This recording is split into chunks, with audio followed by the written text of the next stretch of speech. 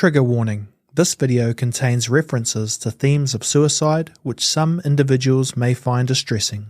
People aren't looking at suicide as death. They're looking at it as a management tool to this down spiral that's occurring and this panic of I'm trying to stop it. Damn, the only thing left down there is suicide, or the only thing left right here is suicide. So now this is what I have as a means to manage this down spiral. So nobody just ends up there. Like, it's so preventable, so preventable before we hit that tipping point. Kia ora na katoa and welcome to Let's Get Pre-Sifik, a podcast focused on providing concepts and tools for the kete, or basket of knowledge, in dealing with suicide prevention through a Pacific lens. My name is Wiriamu, or Will, and I'll be guiding us through open, honest, and sometimes confronting talanoa about improving our mental health. Caroline Westerlund-Wilson is the Managing Director of AOK. AOK is a New Zealand suicide prevention training provider that equips people to be able to have life-supporting conversations. She is also the co-founder of 1 Degree Workshops, who develop and deliver well-being programs. She is the daughter of Samoan immigrants, a businesswoman, a wife, and the mother of 2 children. My dad comes from Le'ili, my mum comes from Alamangoko. That's where I'm seated.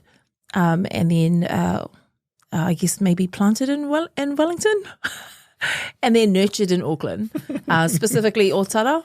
So I'd like to attribute, I guess, the growth of my branches and the length of my trunk to the sun and the weather and the fascinating colours of Ōtara.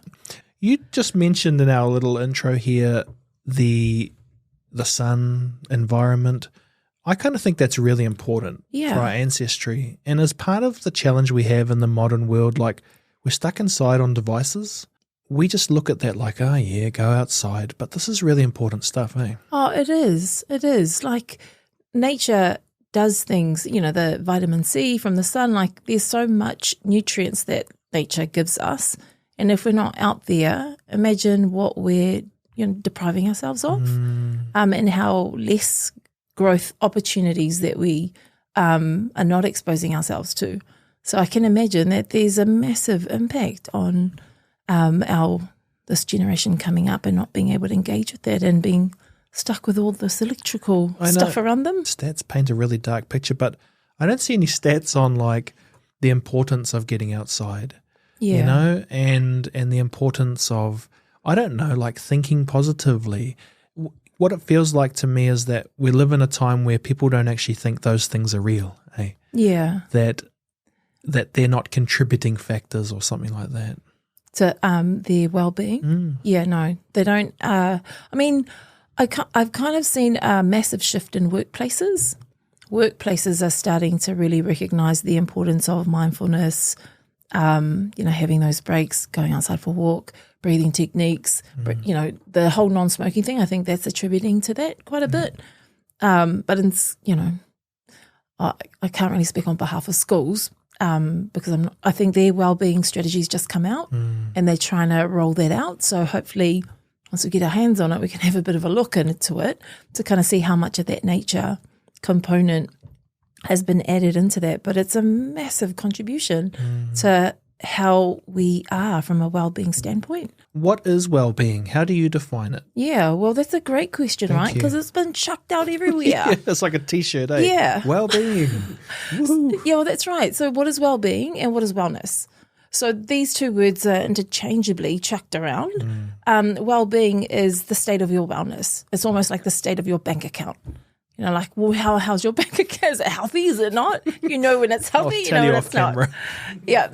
And so that is the reflection of our well-being is what is the state of your wellness? And so you'll know because your wellness pillars, your physical well-being, your mental well-being, your spiritual, your identity, your whānau, these are the wellness pillars that we work really hard every day trying to sustain, maintain, top up, because throughout the day, the minute you wake up, You might start off at, depending on what time you went to sleep, Will. If you went to sleep early and you didn't eat crap the night before, like, based on conditions, you went to sleep early, you ate properly, and then you didn't do any screens before you went to sleep, you had a good night's sleep, you'd get up at 100%. As soon as you get up, you get confronted with Auckland traffic like we just did today. Yep. You get confronted with Auckland traffic, then you've got all these elements throughout the day. It starts to take a toll on your physicality. When your physical goes down, it starts to play up on your mental health. As your mental health starts to play up, then it starts to move into how you engage with people. And so throughout the day, when we're going to the toilet, when we're having those moments on our own, those are the moments during the day where we need to do a bit of a stop and a check. How my wellness pillars doing right now? Like, what needs to be topped up? How am I feeling right now? And that's the stuff that we're working on a constant basis to be able to maintain that well-being that we're trying to sustain. Wow. And if that's not impacted, then this starts to go down. But if we're looking after that, we're up here. Do you think people know that? No, they don't. Like I'm being serious. They don't. People who work in this space just use this language and they don't know the difference. Sorry. Everybody, like every human being you come across has the same moment, similar moments during the day when they start to experience these dips. They're starting to feel like, when is this day going to get, when are we going to get over this? When is this day going to come to an end? That's that 3 o'clock drop. What happens at 3 o'clock? We've gone through that's like 6, 7, 8, 9 hours in the day. We've gone through all these events and tasks. Is it going to take a toll on you? Absolutely. We've got to recognize the human factor that we all are, first and foremost, and the fact that we've got to work really hard at keeping ourselves at a certain level. And if people aren't attuned to those wellness pillars, they're struggling to go, what's happening right now? We don't talk about those specifics enough.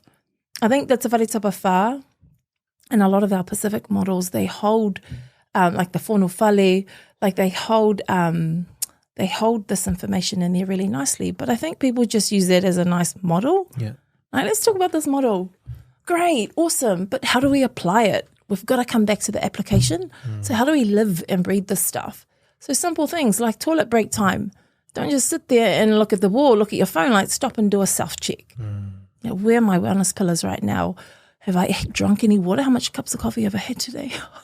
Normally by 10:30, I've had like 4. That's unhealthy. Long blacks, double shot, by the way.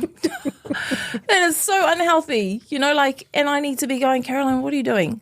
Next time you want to drink hot water or water, we need to be having these conversations with ourselves if we want to sustain a healthy well-being, account. Everyone's heard the word stress. Yeah. They know, they've heard it. Oh, don't be stressed. But the effects on it is what leads towards going down this pathway of feeling negative, starting to have those self-deprecating conversations. Yeah. Is that true? The simplest way to put this, if we're just to put it in a metaphor, is that Te Wharetapa Whā framework. Those events are the clouds that sit over it.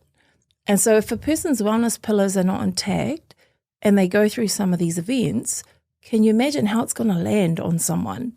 So if a person's, I use a real simple one, Yellowstone is out now on Neon, everyone. It's my favorite program.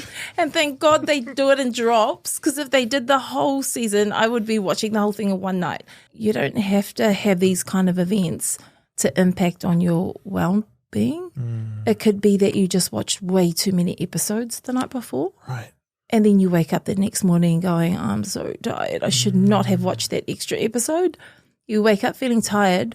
Already your physical wellness pillar, it isn't strong. Then you go to work and say, for example, first thing the boss does is, why didn't you finish something yesterday? And then you're like, you start to panic, and physically you're not able to hold that kind of information. And then say at 2 o'clock, Jacinda puts out there, we're going in lockdown. Physically you're down, mentally you're pressured, then you hear that. And then it's like, you're almost at collapse point. So a lot of these are events that we all experience, but I guess the question is, how is it that some people are able to uphold themselves and other people are not able to? And so there are people who have these events and they're like, you're looking at them like, how are they able to how are they able to make those kind of business decisions in this kind of economic standpoint? And then how are they able to look happy and their families are all connected and it's lockdown, and in my whare it's totally different. This is when stress or distress starts to creep in. Gotcha. And then when people start to feel like, I'm barely holding on, I'm barely standing straight right now. It's 3:00, I'm exhausted, I'm getting grumpy. I've now pissed everyone off in the office because I'm snapping at them. I'm pissing everyone off at home because I'm snapping at them. They're now giving me it. They're now returning it. Now I'm kind of going, all right, I'm starting to really feel like I'm not in control. I'm starting to lose control. And when people start to lose control, what happens to their capacity to think? It starts to blur up, it starts to constrict, and then people start to go into these panic modes. And then people are like, I don't like the way I'm feeling right now. I don't like that I can't think properly right now. I don't like that I'm losing control of everything. And then the distress starts to occur. And this is when people go on a hunt. How do I manage this? How do I keep it from going further down? And if they don't make good choices in that moment, what they find is that just keeps bringing them further down the downward spiral. And so at some point, if you don't have the right supports there, person continues to down spiral. And if a person hasn't prepared something for those times, they will continue to down spiral. And unfortunately, at the end of the down spiral is suicide, self-harm, like all the stuff that we don't want. But even at that point, people aren't looking at suicide as death. They're looking at it as a management tool to this down spiral that's occurring and this panic of, I'm trying to stop it, I'm trying to stop it, I'm trying to stop it. Damn, the only thing left down there is suicide, or the only thing left right here is suicide. So now this is what I have as a means to manage this down spiral. So nobody just ends up there. Like, it's so preventable, preventable before we hit that tipping point. So preventable before we hit the tipping point. But unfortunately, if we're not really understanding some of the terms, we're not understanding that process, people just go into a panic and everyone talks about it differently. They approach it differently. What are some of those things for people who are watching this and they're like, I think I'm on that downward spiral. And I know they're going to Google and find you, but what can they do now? Or someone who knows someone who can sense, because we don't know what to do when we feel someone might be going through it, or even ourselves. You know what's one of the most amazing things about how God's created us is He's given us the biggest signal of all, is He, quite often, the distress that we experience sits on our body somewhere, different for everyone. And you'll start to feel it physically. You'll start to feel it. And it's interesting when you ask people, where does distress sit for you? Like, when do you start to feel your body telling you you're in distress? People will tell you. They'll go, oh, yeah, man, as soon as I'm stressed out, it's here, or it's here, or it's here. And it's like, so do you respond to it? Nah. Right. And I'm like, what? What do you mean, nah? And then it's like, okay, now that you're in a logical state and you're being objective, like, what do you reckon happens if you don't? If you don't respond to this and this and this, what do you reckon's going to happen? People will sort of sit there and think about it and they'll go, damn, I could end up on medication. Damn. Actually, if I don't respond to the distress sitting here, it could become reoccurring. It could become habitual because we haven't created a response to it. People have to sort of ask themselves, where's it sitting? Where's it sitting for me right now? And then sort of if they need to get some extra help to help them figure out whether it is what they're thinking or whether it's just, talk to someone first, obviously. Yeah. But there are things that people can do. We haven't been like this all our life. We've been able to manage stress before. I mean, if you're out there and you're in your 30s and 40s, you've been coping before. Yeah. So what were those coping mechanisms before? Like, turn to them, pick them up. But before they can find that, they've got to find some space of calm just to be able to kind of feel either supported or just feel that sense of calm where their thinking starts to open up a bit more. And then they can kind of recall a resource or recall a coping mechanism or recall some activity that's safe that they can engage in. Yeah. And I guess I'm offering that first rather than go ring someone. Yeah. Because, you can ring, but I think we also need to teach people how to be self-sufficient and be able to respond to themselves first. Yeah. It's not like you haven't been able to. You're bloody 30-something now. You're 20-something, you're 40-something, you're a teenager. You've been able to cope in most capacities before. Yeah. If you've done it this time before, you can do it again. You just got to figure out how to calm yourself first, open up your thinking capacity, and then find it. You do hear people on the negative downward spiral. They're talking to themselves, but in a really mean way. Yeah. That bad feedback loop. You're not good enough, all of that stuff. But in the preventative space, and I think it's really interesting because most people wouldn't say talking to myself is something that we do, but are you kind of saying like remove the distractions so you are with yourself? Yeah. I guess what I'm trying to say is in that moment of stress, your thinking capacity shrinks. You know how you're talking about the trauma stuff and your flight and fight reactions. Well, that happens because our thinking has become so constricted in that moment of distress that you're not seeing clearly, you're not thinking clearly. And so if you can't find someone to talk to, and unfortunately, and we know this from the statistics around people who've died by suicide, that they couldn't find that person. Maybe there's a portion that couldn't find someone. But our biggest resource is also ourselves. And so it's a matter of figuring out, how do I open that thinking capacity just a little bit, enough to be able to just maybe find that resource that worked last time, or find some clarity around what's really happening for me right now, or find an activity that helped them last time, or recollect a time when they felt this way before. But it does come down to people being able to find whether it's an environment. I think if you can sort of think, for me, it's driving. If I can get out of the space that's frustrating me and get into the car, as long as it's not Auckland traffic, but if I can get into the car, have my playlist on, my distress will start to calm and I'll start to think a little bit clearer. And then I can drive for maybe 20, 30 minutes and then I can go home. Now I know what I need to do. Like stuff like that. Is it an environment? Is it like for some people who are, have a faith, is it like, a particular Bible reading? Is it a quote? Is it a song? Like whatever it is, just to bring that sense of calm down so that they can have an opportunity to just have some clarity in that moment. And so and you're right, because there's those voices, As long as it's positive, cool. Yeah. But if you're saying to yourself, all these negative outcomes are happening to me because I'm not good enough, I think that's where we should say, no, you might need extra help. You do. If they've tried all of those things for themselves and it's not working, cool. Get somebody else to come in. That's really important. Call these numbers that we always say, call a number, ask a friend, touch base with a friend. But why? Because I've tried to do it myself and it's not working.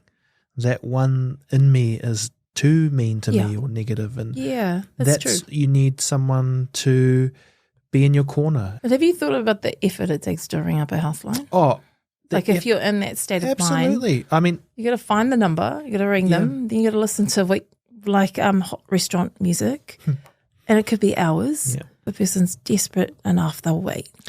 And I think, the psychology of that stuff too, like I don't know anyone who calls 111 because it's really scary. I've called 111. Yeah.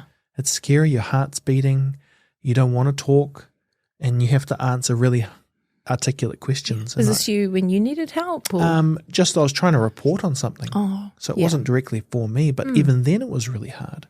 I'll never forget this one hui that I was at in down the line in Porirua, and they just had a cluster of suicides.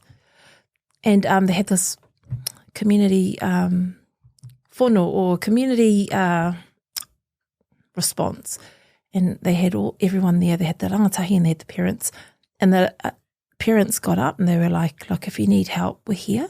All you need to do is ask for help. Every single parent in the room did that.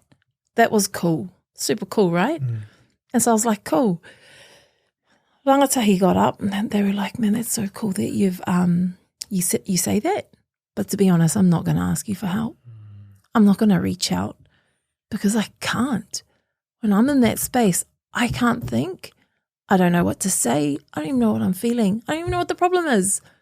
So for you to expect me to come out and ask you for help, it's a big task.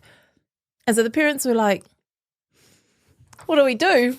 What do we do? And so everyone turned around and they did a pledge. They were saying, if your kid doesn't come out on the table for dinner, you need to go in the room and check. Number one, in your own whare. If your kids are not coming to what they're meant to be coming to, instead of yelling at them, go in and see, like, what's wrong? And then another parent stood up and they said, look, if I see your kid down the street and they're not looking okay, I'm going to check on them. Are you okay with that? And then the other parent was like, yeah, I'm okay with that. Can you do that for my kid? And so this cordial went around and everyone was like, look, we need to make a bit of a pledge. If you see my kid down, check in on my kid, please. Please. And if I see your kid not okay, I'm going to check on your kid. It was so beautiful. And when you're in a state of distress, what's the first things that go out the window? Basic needs, right? We don't sleep, we don't eat, we don't shower, all of that stuff. So just check in, give them a meal, give them something simple, just to sort of warm up the physical part of them. Yeah. Because once that starts to get warmed up, maybe this will start to open up a bit more. Yeah. So it's really, there's a few, it's hearing our rangatahi in that meeting and kind of going, wow, okay, that was so helpful for families. It was helpful for me to really get an insight on what does a person need in that moment. Yeah. They are the resource to everything we need to know around what we do next. And they will tell you, like, they're saying things like nobody gives a shit. What are they saying? They're saying, I need someone to care. People will say things like, man, the system doesn't help. This doesn't help. This doesn't help. What are they saying? They want help. They're saying, I don't know where to go. Or they're saying things like, my head is full. I don't know what to think in the moment. What are they saying? I need help to clear this. Calm yourself down to be able to hear. Because in a natural situation, like you and I having conversation, we're not on any high levels of distress right now. So we're clearly just listening to each other. However, if I started to feel a bit of distress, maybe you say something in the next 5 minutes that pisses me off. Yeah, hope not. Cross that question out. And then my distress levels start to go up. My listening, same set of listening skills, it won't be as in tune. Yeah.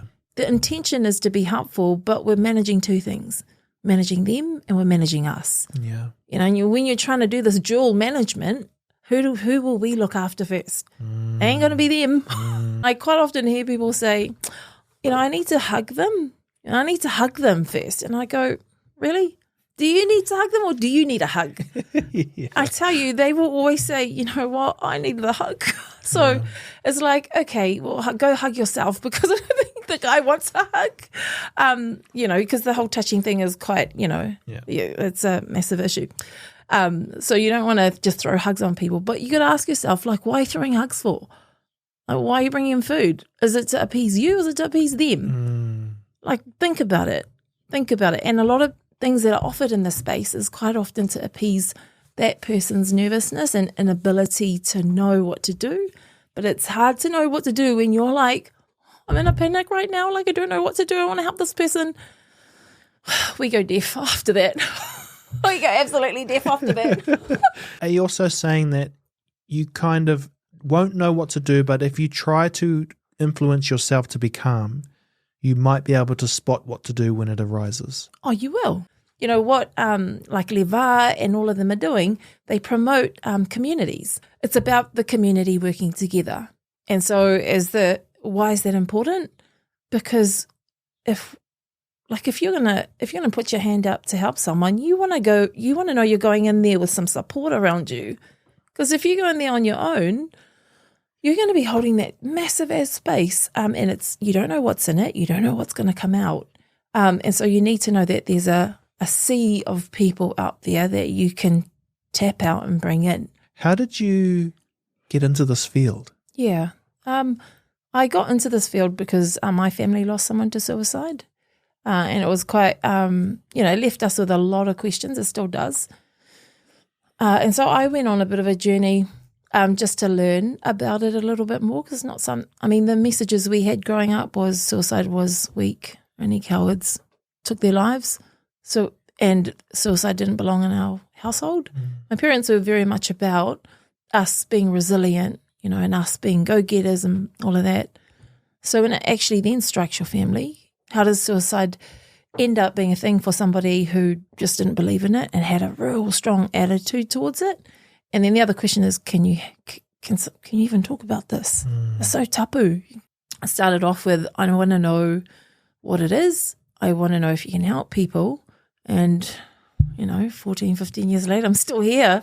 Still so many questions. The resistance or the temptation not to talk about it, does that play a bigger role than we think? I guess when we have these conversations online, we always have to put like a pre-warning that we're going to be talking about topics like suicide, because the word itself already triggers. Everyone's got an experience or an attitude with suicide, everyone, and it's different for everyone. So when you just mention the word, those triggers come back like that. So their experiences, their emotions, this strings up to the surface, and people now can't see the person in front of them. They're just looking at this and they're trying to manage this. So we spend a lot more time trying to help people become familiar with that and try to manage that, and then ask themselves, is this helpful in the moment? Is it helping the person kōrero? Is it helping them to tala noa? And people, if we don't give the people opportunity to do that, they just are wondering, like, what's the barrier? You're the barrier. You know what I mean? Like, you're the barrier. Jeepers, your stuff is coming to the top. Like, manage it. Yeah. So, but that's the nature of the space. And, for our Pasifika people, we have to really create a very safe and supported space for people to be able to do that. Can't just be teaching them about all this stuff and the person's just staring at you like, people come gung-ho, like, we're going to talk about suicide today, and, you need to know the stats. And then I hear people say, man, you should have seen them. They were this was the first time they were ever so quiet. Gosh, they're just confronted with all of this stuff in that moment. Yeah. It's almost that, like, just, they're just sitting there like, what's happening for me internally right now? How our ancestors built resilience. Yeah. They can't have been not in stress. It must have been freaky years going out on a waka and trying to navigate things, I just wonder if you come across in any of your study or research ways that our ancestors kind of prepared themselves to be strong. A Tongan friend of mine said that there was an ancient tradition where the people would hold boulders and sink to the bottom of the ocean. And the last one to hold their breath wins. Wow. And I was like, that's a weird game. It is. But then I thought about it some more, and I think, well, it's a weird game unless you're practicing holding your breath. And then I Googled holding breath, and it rises carbon dioxide in your body, which helps you deal with the stress response. And I was like, oh, what a cool way to learn how to manage stress. Why might you do that? Well, if you're about to head off on an uncharted journey, you need to know how to manage a stress response. Yeah, that's so interesting.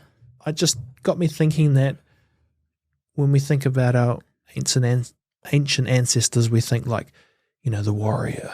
But maybe they were really calm. Why don't we think about them as meditators and gurus? Yeah, because they would have been more engaged in nature. Yeah, and mindfulness surely comes from their era, not ours. That's right. And could there be a forgotten piece of something that we're overlooking? Our ancestors were very much a part of the sea and the sky and the water. How they would tell the time, how they would navigate was all part of their connection to nature and whenua. In this generation that we're sitting in, I'd have to say I'm very much less of that. Yeah, me too. My dad was, and my mum, they're of that generation where outdoor activity was important. Yeah. Being in the garden, my gosh, when I hear that today and someone saying it from my generation, I'm like, what? You have a garden? Yeah. I was in Gisborne last week. This dude, he's 20-something. What did you do for self-care last night? I was gardening.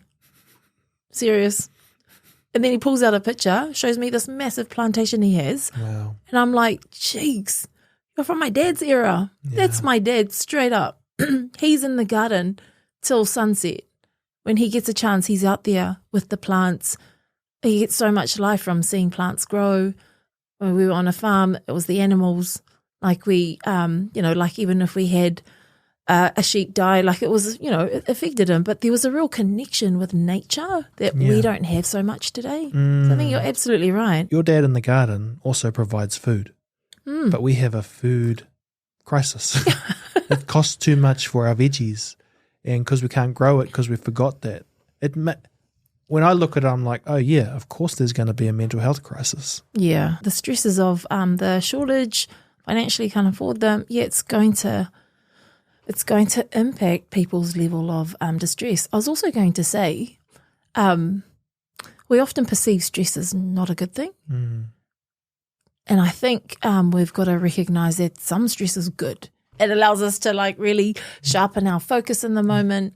It takes us on adrenaline levels that allows us to push ourselves a bit further than we may not have. And if you're at ground zero, a little bit of stress pushes you up.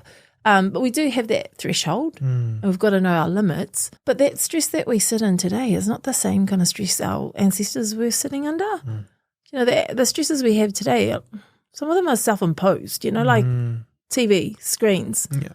Like, I caught my son the other day watching 3 screens at one time. I'm like, what are you doing? Jeepers, do you need 3 screens? That must be stressful as hell. Yeah. Last night, he had the TV full blast, and he's on the computer and had a phone. And I was like, are you all right? Man, you're stressing me out with all that stuff on. So just to kind of come back a little bit, you mentioned there was a person in the family who died by suicide. Because you then in the family you didn't have the expertise you have now. Could you pass on a little bit of wisdom about someone who's currently going through a situation like that? Where they've died or they're in the process of? Where there's been a suicide in the family. Right. Sorry, I didn't hear your question. Yeah, that's right. Do you want to start again? Yeah, okay. Okay. Cool. From the very beginning? Yeah. No. An ancient Pacific tradition. Okay. Sorry, when you asked that, my memory just went there. Yeah, that's what I mean. To you, yeah. That's what I mean by our stuff coming up. All of a sudden, my focus went over here. I didn't even hear the rest of your question. I just went to that memory.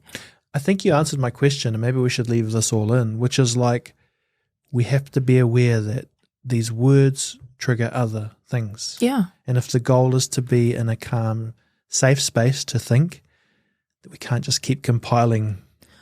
But the thing is, that's the nature of this conversation. Like we teach people how to get comfortable with suicide. And I think, there's a lot of work been done there, but we forget, how does a person end up at the bottom end of the downward spiral? Like when you open that up, you're about to open up a whole heap of stuff. Yeah. You're going to hear words like sexual abuse, rape, I'm sleeping with, I'm cheating on my whatever, like a teenager, I'm hapu and I don't want to tell my parents. All of that stuff, Can you imagine when that comes out? The helper's like, what the F? Yeah. Like they'd be sitting there like all these things are happening for them. I mean, even psychologists and counsellors and psychiatrists, they have protocols around this. They've got supervision for this. It's not just hey, this is how you have a conversation. It's, hey, this is how you have the conversation, but this is what you need to be prepared for as well. Yeah. And if you start to feel these signals yourself, like distress, when you start to feel some of that distress, you'll know, because you'll be sweating like a dog under your armpits, when you start to sweat, your thinking starting to shrink, like there's all these things that are happening. Your body's telling you something, so pull your toolkit out and use it now. So, I mean, if it's you and you're recognizing, you're sinking, like really important that you are able to recall someone that can help you sort of navigate out of that. That's always important. But make sure that the person you're thinking about is going to hear you, cares for you, and will help you. Don't go and grab just anyone, because like we just shared, just anyone may make that hole bigger, because they're panicking, and then they try to jump on your ship and you're like, flip, you're supposed to help me, not me help you. Get off. Don't sink their ship. Yeah. Just to make me feel better. Yeah. Because I didn't know what to do, because I was too panicked. And Yeah. I think that really is a really awesome thing to cover in this podcast. Where can people follow you and your business? And, because I really hope that the work you're doing can be spread more and get it out there. And where's the best place to follow you, Mahi? So we're on the social medias. I'm not as active, but I will be. So we just put up we probably should put up a bit more, but AOK NZ, and AOK stands for Acts of Kindness that enable life-supporting communities. So the premise of our mahi is to develop or build life-supporting communities where everyone has a helper role. Everyone. Even if you're not the person jumping in, you might be the alert person. So you might go, okay, I just need to collect enough data to know who best to call and bring to this person's help. The other kind of helper role you might have is you might need to support that person when they come out. You can see at the end of a kōrero, if you go back to the analogy of the whare, when that part of the whare is down, you're almost just going in there and you're holding it up. And as you know, you put your hands up for 2-3 minutes and it's exhausting, right? And then you put weight on it. It's exhausting as. And so when you finally get the other relevant helps to come in and hold that part of the pillar, when you come out, how are you going to feel? You're going to feel so tired, and you need to have a support team back there. Yeah. So the help, when we say life-supporting communities where everyone has a helper role, you might not always be the front person, but you might be the person who calls for help, or you might be the one that's, when you come back, man, I got your back. Yeah. So it's important to have a community like that. Caroline, thank you for sharing with us today. Cool. It's been awesome. I like that we're talking about prevention tools that you're teaching that are, by Pacific for Pacific. So thank you for sharing. You're welcome. Thanks, Will. Appreciate it. It's been a blast.